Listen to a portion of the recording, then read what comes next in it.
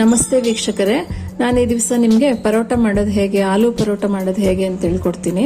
ಆಲೂ ಪರೋಟ ಬಹಳ ರುಚಿಯಾಗಿರುತ್ತೆ. ಅದು ಚಿಕ್ಕ ಮಕ್ಕಳಿಗೆ ತುಂಬಾ ಇಷ್ಟ ಆಗುತ್ತೆ. ಶಾಲೆಯಿಂದ ಬಂದಂತ ಮಕ್ಕಳಿಗೆ ದಿಢೀರಂತ ಮಾಡ್ಕೊಡಕ್ಕೂ ಆಗುತ್ತೆ. ಮತ್ತೆ ಟಿಫನ್ ತಿಂದು ಬರಕ್ಕೆ ಯೋಚನೆ ಮಾಡುವಂತ ಮಕ್ಕಳಿಗೂ ಕೂಡ ಆಲೂ ಪರೋಟ ಮಾಡಿಕೊಟ್ರೆ ಯಾವುದೇ ಚಿಂತೆ ಇಲ್ಲದೆ ತಿಂದು ಸ್ಕೂಲ್ನಲ್ಲಿ ತಿಂದುಬಿಟ್ಟು ಬರ್ತಾರೆ. ಬೇಗನೂ ಆಗುತ್ತೆ. ಮತ್ತೆ ಮಕ್ಕಳಿಗೆ ಆಲೂಗಡ್ಡೆಯಲ್ಲಿ ಹೆಚ್ಚು ಕಾರ್ಬೋಹೈಡ್ರೇಟ್ಸ್ ಇರೋದ್ರಿಂದ ಸ್ವಲ್ಪ ಚೆನ್ನಾಗಿ ಎನರ್ಜಿ ಸಿಗುತ್ತೆ. ಹಂಗಾಗಿ ಈ ಡಿಶನ್ನು ನಾನು ನಿಮ್ಗೆ ಇವತ್ತು ಮಾಡಿ ತೋರಿಸ್ತೀನಿ. ಇಷ್ಟ ಆದರೆ ನೀವು ಇದನ್ನು ಮಾಡಿ ಒಮ್ಮೆ ತಿಂದು ನೋಡಿ, ನಿಮ್ಮ ಮಕ್ಕಳಿಗೂ ಕೂಡ ಮಾಡಿಕೊಡಿ ವೀಕ್ಷಕರೇ. ಈಗ ಇದಕ್ಕೆ ಬೇಕಾಗಿರೋ ಸಾಮಗ್ರಿಗಳನ್ನು ನಾನು ಹೇಳ್ತೀನಿ. ಸೊ ಇಲ್ಲಿ 1 ಕಪ್ಪು ಈರುಳ್ಳಿಯನ್ನು ನಾನು ಸಣ್ಣದಾಗಿ ಹೆಚ್ಚಿಟ್ಕೊಂಡಿದ್ದೀನಿ. ಆಮೇಲೆ 1 ಸ್ಪೂನು ಧನಿಯಾ ಪುಡಿಯನ್ನು ತಗೊಂಡಿದ್ದೀನಿ. ಹಾಗೆ ಒಂದು ಅರ್ಧ ಸ್ಪೂನು ಗರಂ ಮಸಾಲ, ಹಾಗೆ 1 ಸ್ಪೂನು ಅರಿಶಿಣದ ಪುಡಿಯನ್ನು ತಗೊಂಡಿದ್ದೀನಿ. ಹಾಗೆ 1 ಸ್ಪೂನು ಖಾರದ ಪುಡಿಯನ್ನು ತಗೊಂಡಿದ್ದೀನಿ. ಮತ್ತು ಜಿಂಜರ್ ಗಾರ್ಲಿಕ್ ಪೇಸ್ಟ್ ಇದೆ. ಮತ್ತು ಕೊತ್ತಂಬರಿ ಸೊಪ್ಪು, ಪುದೀನ, ಹಾಗೆ ಕರಿಬೇವಿನ ಸೊಪ್ಪು, ಈ 3 ಕಟ್ ಮಾಡಿ ಸಣ್ಣಗೆ ಹೆಚ್ಚಿಟ್ಕೊಂಡಿದ್ದೀನಿ. ರುಚಿಗೆ ತಕ್ಕಷ್ಟು ಉಪ್ಪನ್ನು ತಗೊಂಡಿದ್ದೀನಿ. ಹಾಗೆ 4 ಆಲೂಗಡ್ಡೆಯನ್ನು ಚೆನ್ನಾಗಿ ಬೇಯಿಸ್ಬಿಟ್ಟು ಸ್ಮ್ಯಾಶ್ ಮಾಡಿ ಅದನ್ನು ಕೂಡ ಇಟ್ಕೊಂಡಿದ್ದೀನಿ. ಈಗ ಹೇಗೆ ಮಾಡೋದು ಅಂತ ತೋರಿಸ್ತೀನಿ ವೀಕ್ಷಕರೇ. ಇವಾಗ ಒಂದು ಪಾತ್ರೆನ ತಗೊಂಡು ಆ ಪಾತ್ರೆಗೆ ನಾನು ಈ ಇಂಗ್ರೀಡಿಯೆಂಟ್ಸ್ನೆಲ್ಲ ಸೇರಿಸ್ತಾ ಹೋಗ್ತೀನಿ. ಮೊದಲಿಗೆ ಈರುಳ್ಳಿಯನ್ನು ಹಾಕ್ತಾ ಇದ್ದೀನಿ. ನಂತರ ಈ ಧನಿಯಾ ಪೌಡರನ್ನು ಹಾಕ್ತಾ ಇದ್ದೀನಿ. ಖಾರದ ಪುಡಿಯನ್ನು ಹಾಕ್ತಾ ಇದ್ದೀನಿ.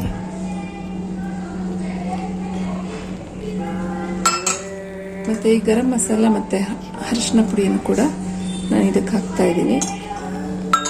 ಹಾಗೆಯೇ ಶುಂಠಿ ಬೆಳ್ಳುಳ್ಳಿ ಪೇಸ್ಟನ್ನು ಹಾಕ್ತಾ ಇದ್ದೀನಿ ವೀಕ್ಷಕರೇ. ಈ ಶುಂಠಿ ಬೆಳ್ಳುಳ್ಳಿ ಪೇಸ್ಟ್ ಹಾಕೋ ಕಾರಣ ಏನು ಅಂದರೆ, ಈ ಬೆಳ್ಳುಳ್ಳಿ ಬ್ಲಡ್ ಪ್ಯೂರಿಫೈಯರ್. ಹಾಗೆ ಇದು ಮಕ್ಕಳಿಗೆ ಶೀತ ಆಗದೆ ಇರೋ ಹಾಗೇನೂ ಸ್ವಲ್ಪ ತಡೆಗಟ್ಟುತ್ತೆ. ಮತ್ತು ದೊಡ್ಡವ್ರು ತಿಂದ್ರೂ ತಪ್ಪೇನಿಲ್ಲ, ಯಾಕಂದರೆ ಅವ್ರಿಗೂ ಕೈಕಾಲು ನೋವಿದ್ರೆ ಬೆಳ್ಳುಳ್ಳಿಯಿಂದ ಭಾಳ ಹೆಲ್ಪ್ ಆಗುತ್ತೆ, ಬ್ಲಡ್ ಪ್ಯೂರಿಫೈಯರ್ ಆಗಿರೋದ್ರಿಂದ. ಮತ್ತು ಶುಂಠಿ ತಿನ್ನೋದ್ರಿಂದ ಯಾವುದೇ ರೀತಿಯಂಥ ಅಜೀರ್ಣ ಆಗಿರಲಿ, ಅಸಿಡಿಟಿ ಆಗಿರಲಿ ಆಗೋದಿಲ್ಲ, ಅದಕ್ಕೋಸ್ಕರ. ಹಾಗೆ ಕೊತ್ತಂಬರಿ ಸೊಪ್ಪು, ಮೆಂಟು ಮತ್ತು ಕರಿಬೇವು ಹಾಕ್ತಾ ಇದ್ದೀನಿ.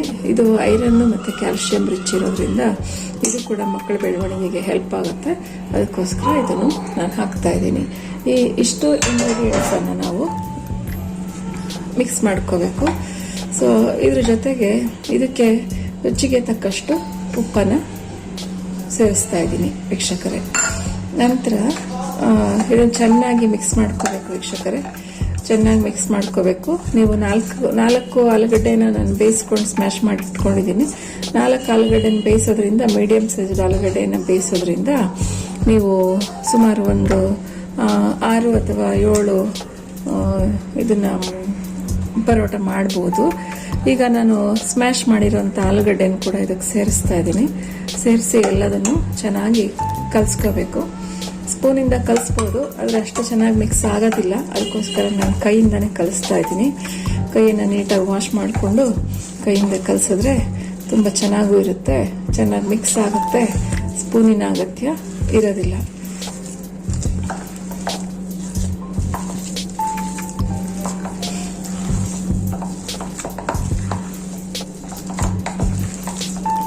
ಈ ರೀತಿ ಮಿಕ್ಸ್ ಮಾಡಿಕೊಂಡು ರೆಡಿ ಇಟ್ಕೋಬೇಕು ವೀಕ್ಷಕರೇ.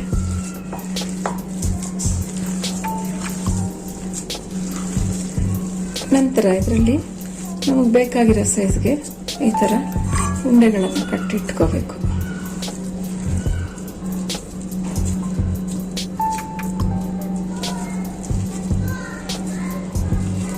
ಮೀಡಿಯಂ ಸೈಜ್ ಸ್ಟಫ್ ಮಾಡಲಿಕ್ಕೆ, ಪರೋಟ ಒಳಗಡೆ ಸ್ಟಫ್ ಮಾಡಲಿಕ್ಕೆ. ಸೊ ಬೇಕಾಗಿರೋಷ್ಟು ಉಂಡೆಗಳನ್ನು ನಾವು ಕಟ್ಟಿಟ್ಕೋಬೇಕಾಗತ್ತೆ.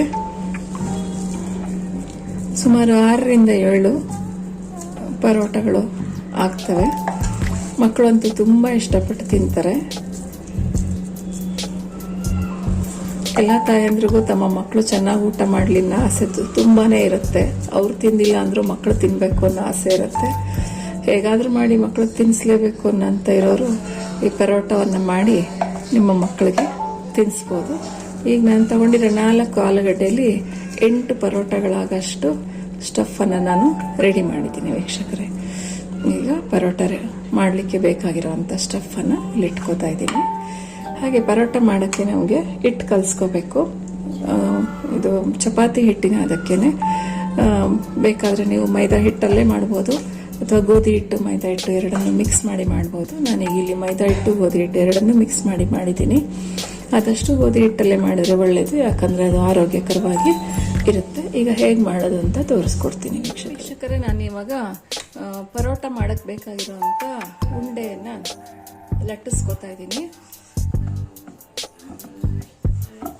ಈ ರೀತಿ ಲಟ್ಟಿಸ್ಕೊಂಡು ನೀವು ಸ್ವಲ್ಪ ದಪ್ಪನೇ ಇದ್ರೆ ಒಳ್ಳೇದು, ಹರಿದೋಗ್ಬಾರ್ದಲ್ಲ, ಆ ಕಾರಣಕ್ಕೋಸ್ಕರ. ಮತ್ತೆ ಪುಟ್ ಪುಟ್ಟಾಗಿರೋ ಪರೋಟನೂ ಮಾಡ್ಬೋದು ಅಥವಾ ಅಗಲವಾಗಿರೋದು ಬೇಕಂದ್ರೂ ಮಾಡ್ಬೋದು. ಸೊ ಈ ರೀತಿ ಅಗಲವಾಗಿ, ಸ್ವಲ್ಪ ಅಗಲವಾಗಿ ಲಟ್ಟಿಸ್ಕೋಬೇಕು. ನಂತರ ಈ ಉಂಡೆಯನ್ನು ತಗೊಂಡು ಈ ಮಧ್ಯಭಾಗಕ್ಕೆ ಇಟ್ಟು ಪ್ರೆಸ್ ಮಾಡಿ ಪ್ರತಿ ಭಾಗವನ್ನು ಈ ಥರ ಫೋಲ್ಡ್ ಮಾಡ್ತಾ ಬನ್ನಿ.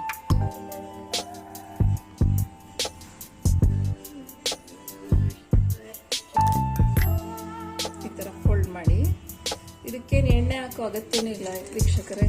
ಏನಿದ್ರು ಹಿಟ್ಟು ಕಲ್ಸ್ಕೋವಾಗ ಸ್ವಲ್ಪ ಎಣ್ಣೆ ಹಾಕ್ಬೋದು, ಬೇಕಾಗಿದ್ರೆ ಹಾಕ್ಬೋದು. ಮಕ್ಳಿಗೆ ಬೇಕಾಗಿದ್ರೆ ತುಪ್ಪ ಹಾಕಿ ಮಾಡಿಕೊಡ್ಬೋದು.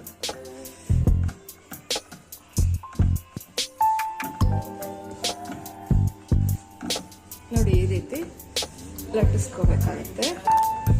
ಆದಷ್ಟು ಆಲೂಗಡ್ಡೆ ಗಂಟಿಲ್ಲದೆ ಇರೋ ಹಾಗೆ ಚೆನ್ನಾಗಿ ಸ್ಮ್ಯಾಶ್ ಮಾಡ್ಕೋಬೇಕು. ಇಲ್ಲ ಅಂದರೆ ನಾವು ಲಟ್ಟಿಸುವಾಗ ಅದು ಹರ್ಕೊಂಡು ಹೋಗುತ್ತೆ. ಅದು ಇದಂಗೆ ಜೋಪಾನವಾಗಿ ನೀವು ಲಟ್ಟಿಸ್ಕೋಬೇಕಾಗತ್ತೆ ಪರೋಟವನ್ನು.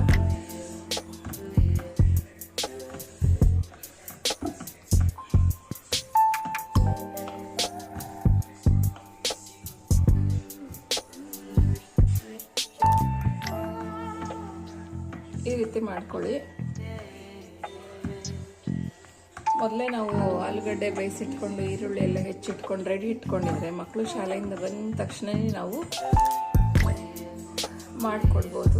ಅವಕ್ಕೂ ಖುಷಿ ಆಗುತ್ತೆ, ಅಮ್ಮ ಮಾಡಿಕೊಟ್ರು ಅಂತ ತುಂಬ ಖುಷಿ ಪಡ್ತಾರೆ. ಈಗ ಪರೋಟಾನ ಲಟ್ಟಿಸ್ಕೊಂಡಿದ್ದು ಆಗಿದೆ.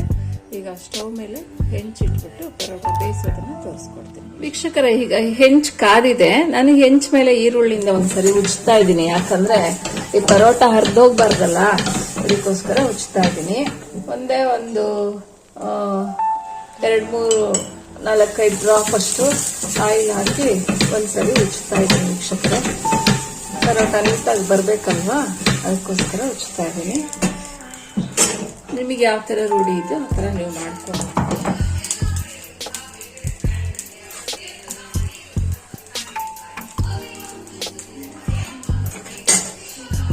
ಈಗ ಪರೋಟವನ್ನು ನಾನು ಹೆಂಚ್ ಮೇಲೆ ಹಾಕ್ತಾ ಇದ್ದೀನಿ ವೀಕ್ಷಕರೇ.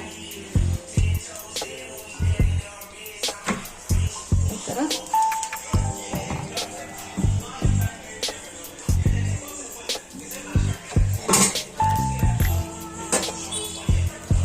ಇದಕ್ಕೆ ಬೇಕಾದ್ರೆ ನೀವು ಒಂದು 2-3 ಡ್ರಾಪ್ ಆಯಿಲನ್ನು ಸ್ಪ್ರೇ ಮಾಡ್ಕೋಬಹುದು ವೀಕ್ಷಕರೇ. ಈಗ ನಾನು ಅದನ್ನ ತಿರುಗಿಸಾಕ್ತಾ ಇದ್ದೀನಿ. ಕೆಳಗಡೆ ಅದು ಬೆಂದಿದೆ ನೋಡಿ, ಈ ರೀತಿ ತಿರುಗಿಸಾಕ್ತಾ ಇದ್ದೀನಿ. ಈ ರೀತಿ ರೆಡಿ ಆಗುವಂತ ಪರೋಟವನ್ನ ತುಪ್ಪದಲ್ಲಿ ತಿನ್ಬೋದು ಅಥವಾ ಮೊಸರಿನಲ್ಲಿ ತಿನ್ಬೋದು. ಇಲ್ಲ ಟೊಮೆಟೊ ಕೆಚಪ್, ಮಕ್ಕಳಿಗೆ ಟೊಮೆಟೊ ಕೆಚಪ್ ಇಷ್ಟ ಆಗುತ್ತೆ. ಟೊಮೆಟೊ ಕೆಚಪ್ಪಲ್ಲೂ ನಾವು ಅದನ್ನ ಕೊಡ್ಬೋದು. ಮಕ್ಕಳಿಗೆ ಟೊಮೆಟೊ ಕೆಚಪ್ಪನ್ನು ಹಾಕಿ ಕೊಡ್ಬೋದು ವೀಕ್ಷಕರೇ. ಈಗ ನೋಡಿ, ರುಚಿಕರವಾದ ಕ್ರಿಸ್ಪಿಯಾದ ಬಿಸಿ ಬಿಸಿಯಾಗಿರುವಂಥ ಆಲೂ ಪರೋಟ ರೆಡಿಯಾಗಿದೆ. ನಾನು ಇದನ್ನು ಟೊಮೆಟೊ ಕೆಚಪ್ನೊಂದಿಗೆ ಸವಿಯಲು ಕೊಡ್ತಾ ಇದ್ದೀನಿ ಸಾರಿ, ಮಕ್ಕಳನ್ನ ಮಾತಾಡಿಸಿ ಮಕ್ಕಳ ಅನ್ನೋದೇ ರೂಢಿ ಆಗುತ್ತೆ. ಸಾರಿ ವೀಕ್ಷಕರೇ, ಮಕ್ಕಳಿಗೋಸ್ಕರನೇ ಮಾಡಿರೋದಲ್ವ, ಅದಕ್ಕೆ ಆ ವರ್ಡ್ ಬರುತ್ತೆ. ಈಗ ಆಲೂ ಪರೋಟ ರೆಡಿ ಇದೆ. ಈ ವಿಡಿಯೋ ನಿಮ್ಗೆ ಇಷ್ಟ ಆದರೆ ಲೈಕ್ ಮಾಡಿ, ಶೇರ್ ಮಾಡಿ, ಸಬ್ಸ್ಕ್ರೈಬ್ ಮಾಡಿ. ಥ್ಯಾಂಕ್ ಯು ವೀಕ್ಷಕರೇ.